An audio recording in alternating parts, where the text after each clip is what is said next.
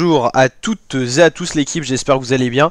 Aujourd'hui pour cette nouvelle vidéo, on se retrouve pour la présentation complète de la 13e étape du Tour de France 2023. Châtillon sur Chalaronne au Grand Colombier, étape de montagne avec une montée sèche à l'arrivée. 137 km, c'est assez court, ça peut être un format très intense. On sait que les étapes en ce moment sont plutôt intenses sur le Tour. Les coureurs mettent beaucoup d'énergie. On dirait un peu des courses un peu amateurs d'une journée et tout ça où on donne tout sur une journée. Pourtant c'est un tour de 3 semaines.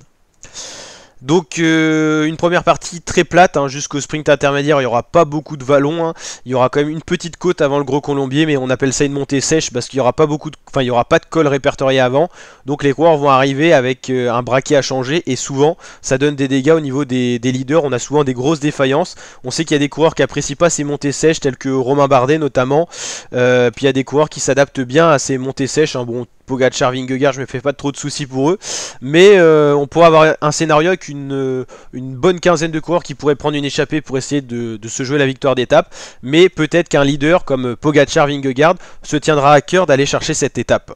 Donc je pense pas qu'il y ait d'autres équipes que Jumbo ou UAE qui puissent rouler pour chasser l'échappée, parce que personne, je pense, dans le peloton n'est capable de battre la doublette Vingegaard-Pogacar, mais en tout cas en partant à l'avant, un Thibaut Pinot peut tout à fait aller chercher l'étape, un Ion Izagirre, un Pello Bilbao qui ont déjà cherché une étape sur ce tour, pourquoi pas.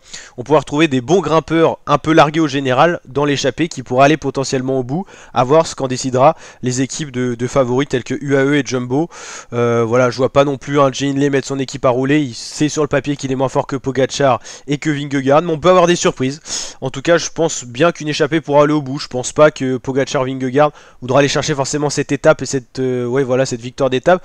Il y aura d'autres étapes bien plus clés que celle-là où le général pourrait être renversé. On peut s'attendre déjà à l'étape 14 qui sera beaucoup plus montagneuse avec le col de la Ramasse, de la Jouplane alors qu'on aura eu 3 autres cols avant, ou encore l'étape de dimanche qui sera une très très grosse étape de montagne. Ça, là, je comprendrais qu'une équipe Jumbo ou AE roule pour aller chercher la victoire d'étape, mais demain, je pense que ça peut être encore pour les baroudeurs grimpeurs quand même, parce que ça sera une très très belle étape, une très belle arrivée au Grand Colombier, qui est quand même un col mythique du Tour de France.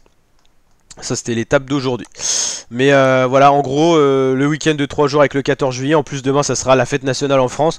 On aimerait bien qu'un Français s'impose pour la deuxième victoire française. Pour l'instant, on n'en a qu'une. C'était l'étape 2, je vous rappelle, avec Victor Lafay.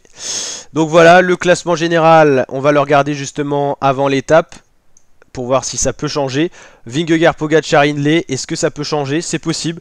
Hindley, on l'a vu fragile des fois. S'il va pas dans l'échappée, je pense pas qu'on le laissera partir. Il peut perdre des places. Un Carlos Rodriguez, un Pello Bilbao peut repasser devant.